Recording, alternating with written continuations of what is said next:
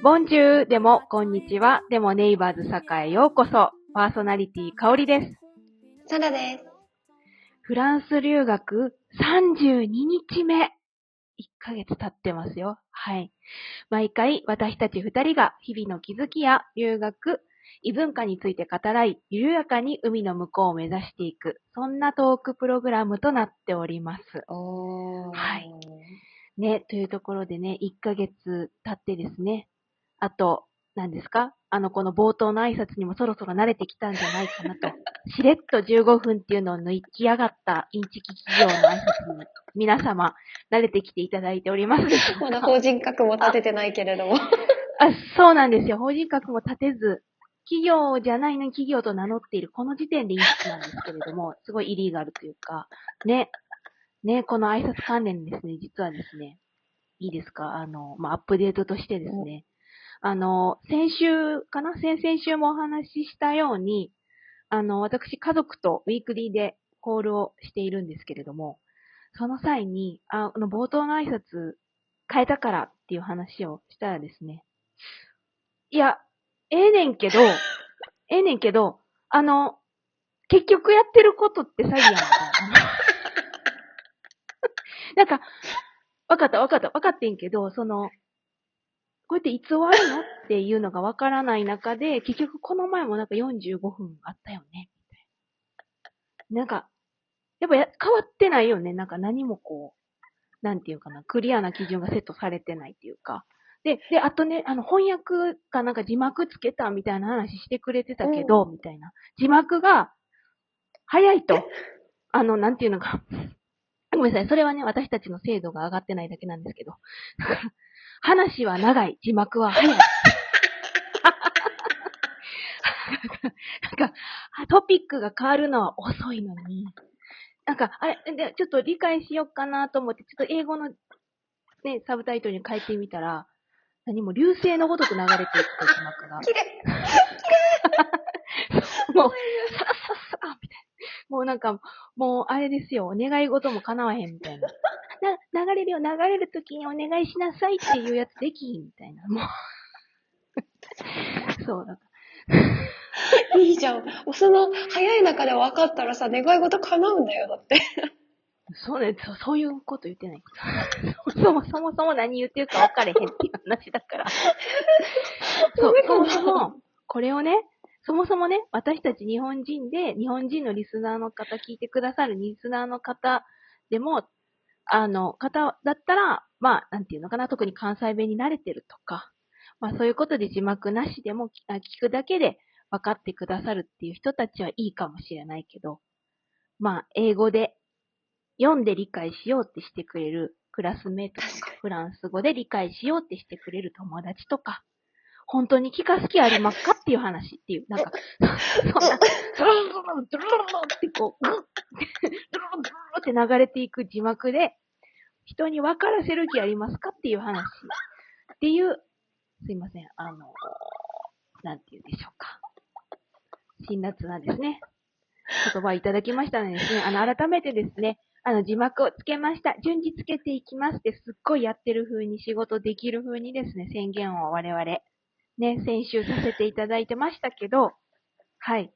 この指摘をですね、家族のみならず、一部会話よりいただいております。はい。ね。近くにいるフランスの友人も含めですね、字幕流れんの早ないみたいな。なんかみんなちゃんと字幕聞いてくれてるんだ。嬉しい。そこがもう嬉しい。聞こうとはしたけど、字幕が早いから諦めましたという声をいただきました。確かに、はい、いただきました。はい。大変申し訳ございませんでした。はい。ですね。というところで、すいません。全然申し訳なくなさそう。すいませんでした。いや、ほぼ半せいです。半切れ。反省文書きます。すべて僕のせいでした。本当に、日本政府よりやばいですよ。本当に、ごめんなさい。日本政府の人、私たちを潰さないでくださいね。私たち。これからなんです、人生。はい。せっかくね、送り出してくださってるからね、政府。そうなんですよ。政府は別に特に何も持ってないかな。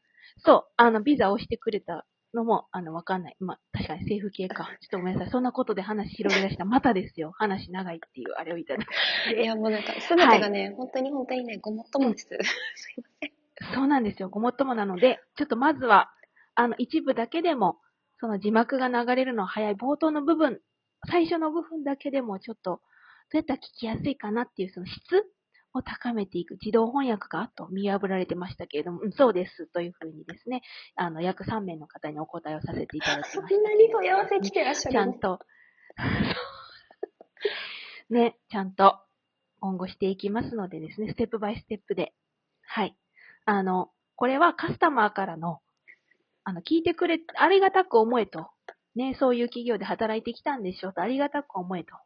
ね、マーケティングとかいろいろ学んでるんでしょと。ね、ちゃんと反映させなさいよってありがたいお言葉やでっていう話をいただきましたのでですね、これからもね、真摯にネタにしていこうと。すごいドヤ顔ですごい語っていただけるなって思ったら。でもあれですよ。いや、でも本当にね。本当に、ごもっともな話ですし、多分そもそもですね、ゆっくり喋るようにすれば、ある程度精度は上がるし、聞きやすく、見やすく、そして伝わりやすくなるのではないでしょうか。ごめんなさい。なんか戦場カメラマンみたいなね、お話、渡辺陽一さんでしたっけ？みたいなお話の仕方に急になられましたけど、確かに。大事そうですね。はい。字幕が流れないために、自動翻訳に合わせるために、ゆっくり話すこと。それが結果的に翻訳をつけるときの我々の手間を省くことにもつながり、皆様のお耳にも優しいと、そういうことでございますでしょうか。本題に入りましょうか、じゃあ。そうですね。すいません。とにかく頑張りますっていうところで、はい、すいません。今日は何でしょうか。はい。はい。というところで、ゆっくりお伝えを今回はしてまいりたいと思いますが、今回のテーマは、日常生活の工夫です。なるほど。具体的に何？例えばですね、こちらに来て困ることたくさんあるのではないでしょうか。例えば、授業、ついていけない、何を言ってるのかわからない、専門用語が多い、そもそも英語、しかもたまにフランス語も混じってくる。はて、どうする？または、そうですね。はい、または例えば、日常の生活、スーパーだったりとか、あとはパン屋さんで、店員さんにお金を渡しました。何かすごい勢いで何かを伝えてくれようとしています。何を言っているかわからない。さて、あなただったらどうする？どうしますか？すいません、それは今、私に、101ですよね。今は101ですね。聞いていただいているということですか？結論から申し上げますとですね、6割分かってたらええかなと。ごめんなさい、嘘つきました。6割も分かってないんですけれども、はい。6割も、少なくともパン屋さんでの会話とか、お店での会話で、大体文脈としてこういうこと言ってるかなっていう意味での6割になるかなと思うんですよね。解体的会計だとか、レシートいりますかとか、他にご注文はありますかとか、そういうことじゃないですか。なので、そこの文脈で多分こういうことを言っている。ただし、ディクテーション、書き取りはできない。けれども、おそらく推測して6割分かった気になっている。で、残り、多分サラが2、3週間前にパン屋さんでうわーって話されて分からなかったけど、ボンジュール、メルシーみたいなこと言って帰っていったって言ったような話とかもね、あるのかなと思うんですけど、分からないこと、ちょっと、文脈からも推測できないようなことがある場合でも、知らんと。ごめんなさい、これ暴力的ですね。すいません。よくないですかね。はっきりしてですけど。母国語じゃない、母国語じゃないねんと、頑張ってんねん、許してなっていう気持ちを、あえてちょっと強く持つようにしてですね。分かろうとはしている。けど分からなくても知ったこっちゃないっていう感じで。いいですね、その精神性。素晴らしいですよ。知ったこっちゃない。母国語じゃないけど頑張ってるねん。という気持ち。すいません、マインドの話になってきてしまって恐縮なんですけど。大事。っていうマインドで、まずは、授業であれ、ね、最初に挙げてくれた授業であれ、授業に関しては英語私の場合は今のところ英語で、まだサラと違って、本格的には始まっていないという形になるので、オリエンテーションとかになってくるんですけれども、大体、時々なんだっけって聞いたりとかすることはあっても、まだ、わかりますというところだと思うので、理解度で言うと8割くらいは言ってるんじゃないかなと思うんですけど、でもそれは今のファンダメンタルな基礎的な内容で、かつ手元に資料もあって、それを読む時間もあったからの8割だと思っています。が、きっと今後6割とか、ないしは、もしかしたら半分も切ってしまう可能性は全然、あるんじゃないかなと思っていて、その時もですね、まず参加したやんと。もう私の場合はですね、なんて言うんでしょう。ちょっと話が長くならないように、ちょっとしたいんですけど、バックグラウンドとして、今回海外の長期滞在が初めてですと。はい。旅行はあります、数週間の。旅行はあるんですけど、そもそも留学経験も、海外留学経験もない。はい。で、海外で長期で働いたこともない。滞在したこともないです。これが初めてなんで、割り切ってます。だからその中で、今、じゃあ毎日過ごしてるだけでインプルーブしてるでしょ、と。思うようにしてます。思うようにしてますし、それが別の人に対しても思ってますし、で、他人と比べないってことですかね。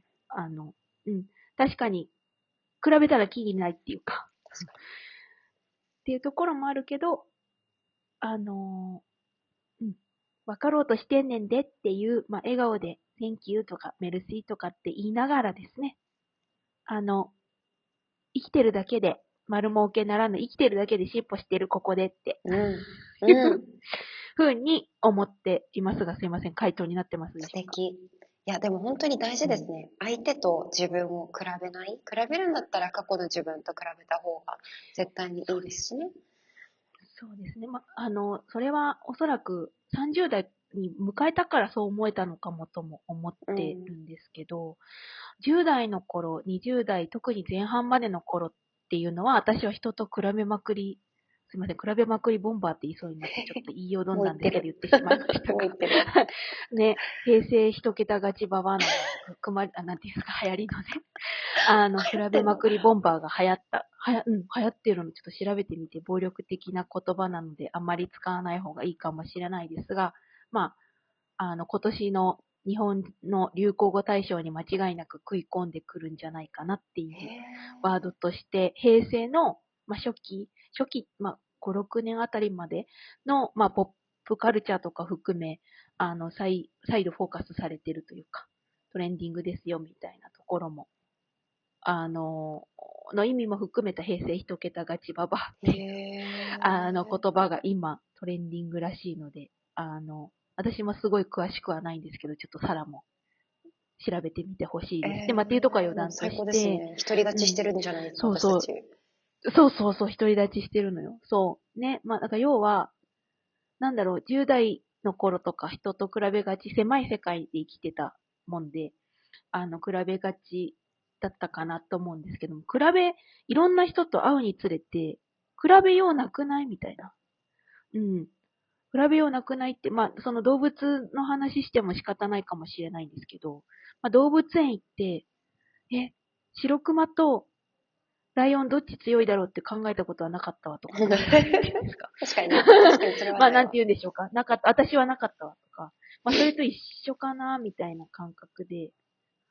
ただ少なくとも、香り史上5年前より少なくとも、ここめちゃくちゃ成長してないとか、1年前と比べてもすごくないとか、っていうのを、さらには伝えたかもしれないんですけど、私毎朝ジャーナル日記を書くようにしているんですけど、それを1年前のとか振り返ったり、あと、自分の個人のインスタグラムのストーリーとかを日記代わりにつけてたんですけど、それを1年前のとか2年前の定期的にね、振り返るようにしてます。私が毎日のようにアップロードしてるのってそういうところにも意味があって、その点で挙げてるものがどう自分の軸に線としてつながるかを振り返るのって、やっぱり他人と比べない上でも必要かなと思っていて、過去の自分よりどう成長したか、っていうのを自分自身が一番大切にしたいなと。それが結果、人の幸せも心から喜べることにつながるなというか、人と比べて私が劣ってるかもとかっていうのがベースにあると、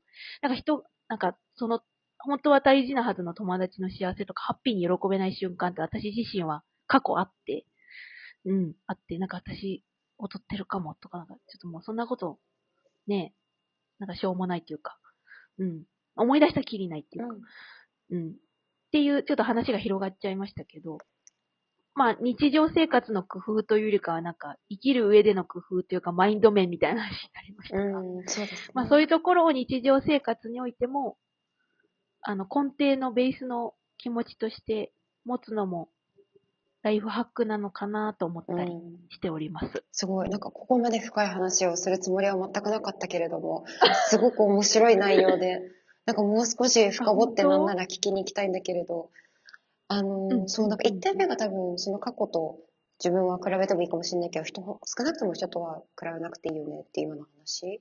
あと2つ目が、多分、エッセンシャル思考に強いのかなと、に近いのかなと思うんだけど、本当に最低限のことだけできれば、もうそれだけで丸儲けだよねっていう、そのマインドセットでいくことって結構大事だよね。大事。もともと多分サラも私も詰め込みがちな性格だと思うんです。そうですね。予定しかり。もうね、欲張っちゃうからね。これもやらない。欲張っちゃう。できもしないけど、できもしないってできる時もあるからね、そこが悪い時なんだけど、体調の波とか、予定の波とか、いろんな波があるのも、加味してスケジューリングするのがどちらかというと得意じゃないっていう自覚がありますと。で、その中であれもしなきゃこれもしなきゃっていう焦りばっかりが募って、で、これもできてない、あれもできてないっていう後悔だというか、ね、ストラグルにつながって、それってもったいない。もったいない。でもそれを可視化しないと多分気づけないので、書いたりとか、振り返ったりとかして、こんなこともできてるじゃんって、もともとその個体として全然違う人間、誰しもが違う人間であるはずだから、じゃあできるようになったこと、その得意なところも含めてできなかったけどできるようになったことをもっとね、見ようよっていうのと、も最低限これできてたら今いいじゃん私としてはっていう。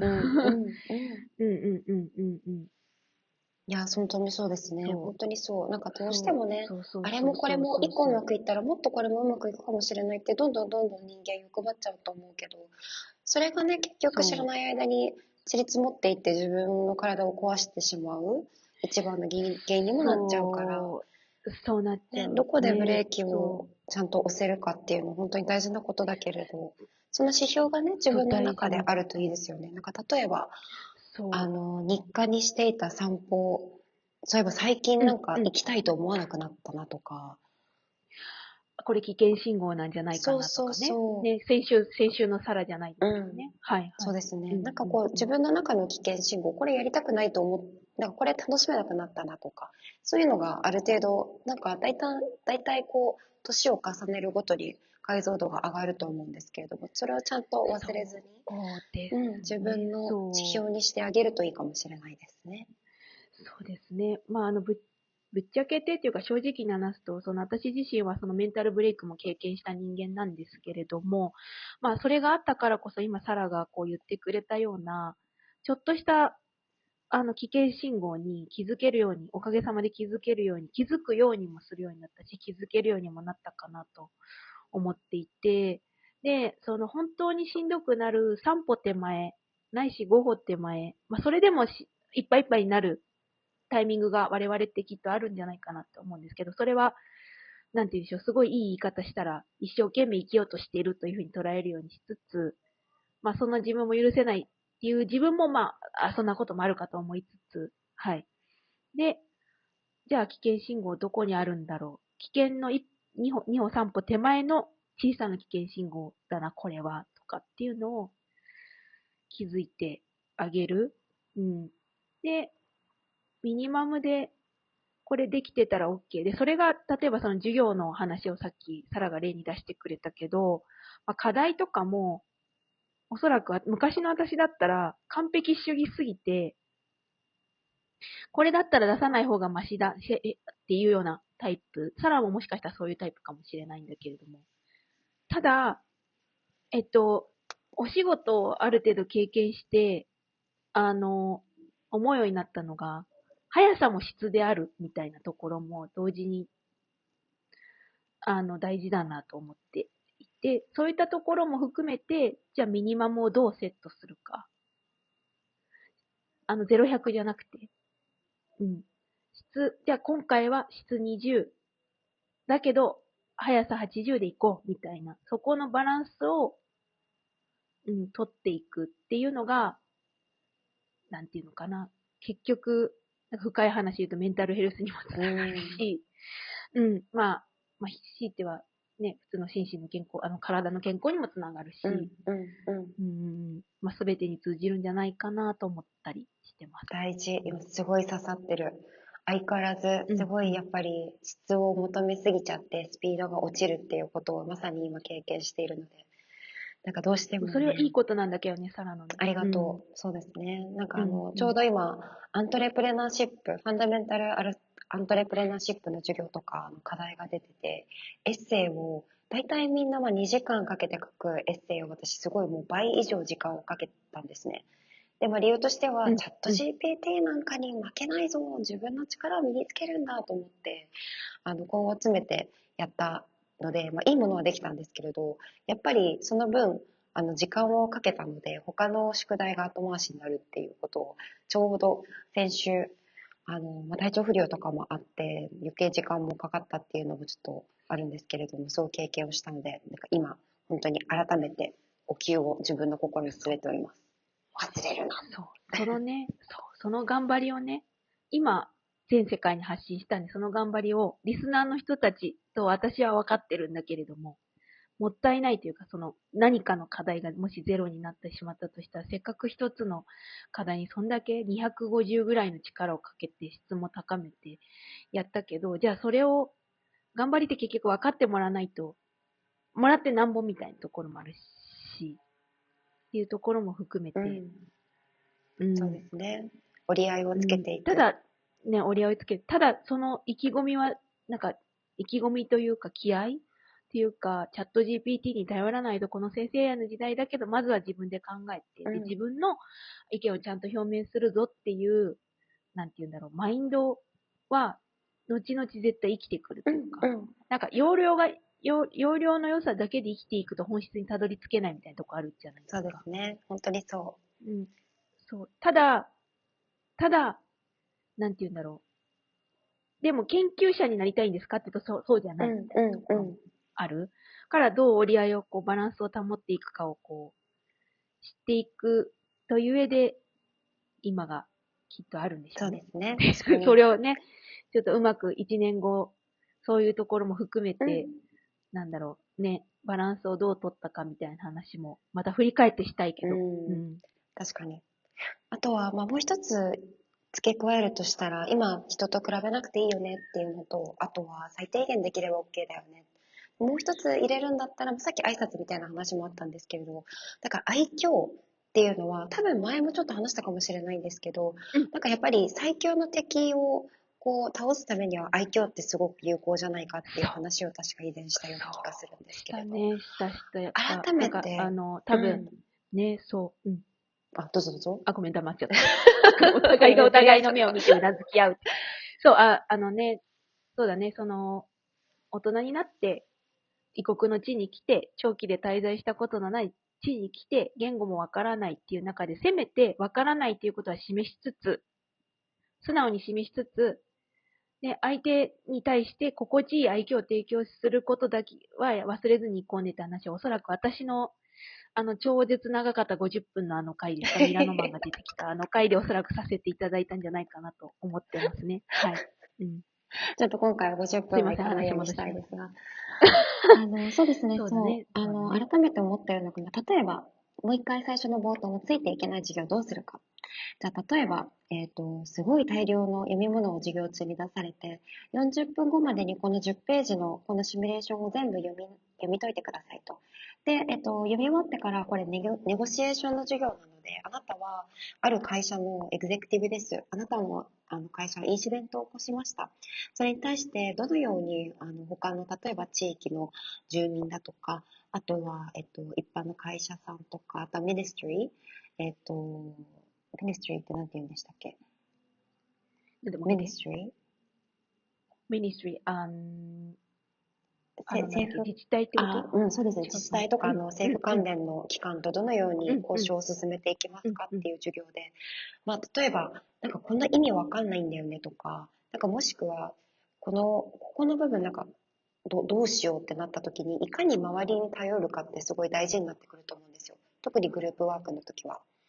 その時に、相手を味方につける意味で愛嬌っていうのはすごい有効だったりします。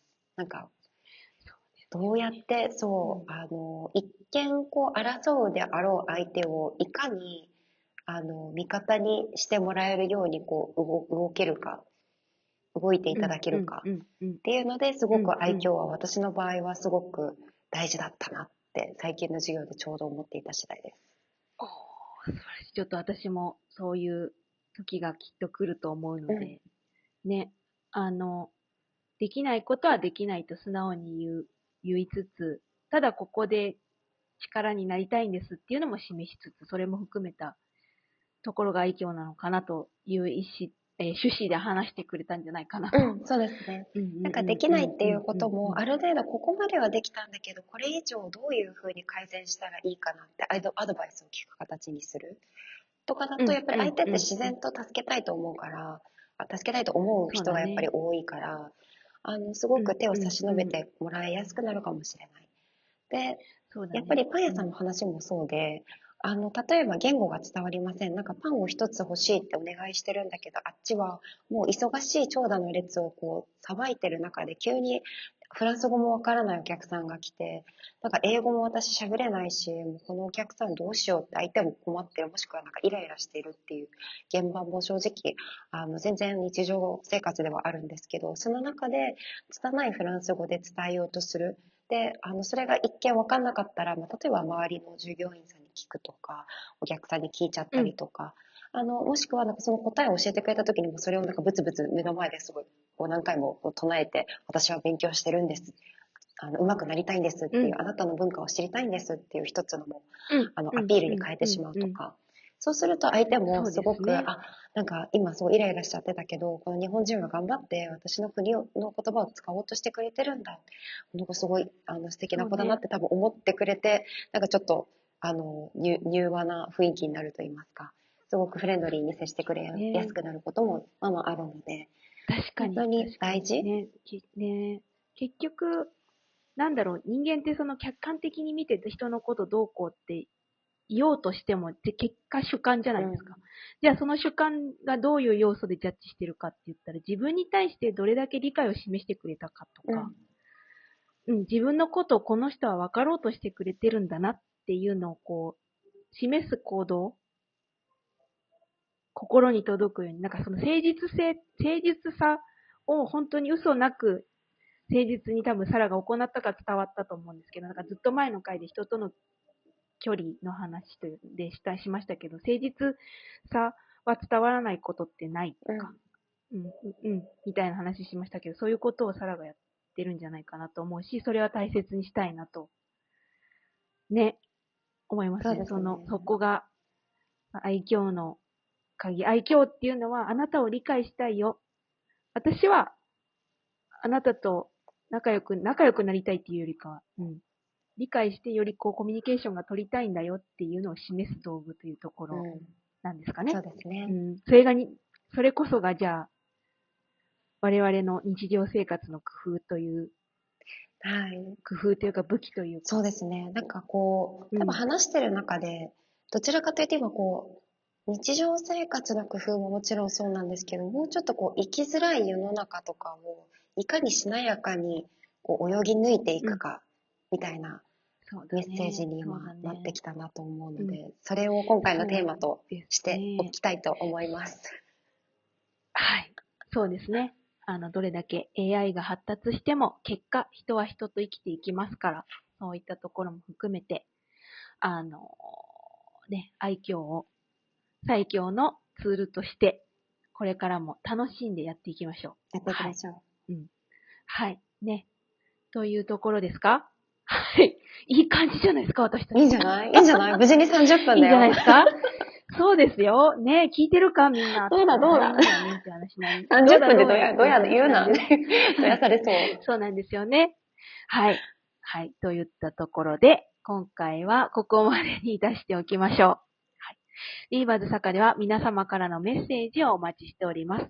もし質問やコメントなどございましたら、番組概要欄に記載しておりますメールアドレス、neighborsaka@gmail.com、neighborsaka@gmail.com または、Google フォーム宛てにお送りください。Spotify、YouTube、Podcast など番組ページのフォローも引き続きよろしくお願いいたします。それではまた金曜日、来週の夕方5時にネイバーズ坂でお会いしましょう。ここまでのお相手はサラと香りでした。おばばー。おばば。ここは難しいな、やっぱり。ちょっとね。これはでも、会うことないぐらいが面白いということ。むしろ合わせに行かないようにする。合わせに行かない。愛嬌の話してたんちゃうか。ある意味愛嬌。ある意味愛嬌というところで。はい。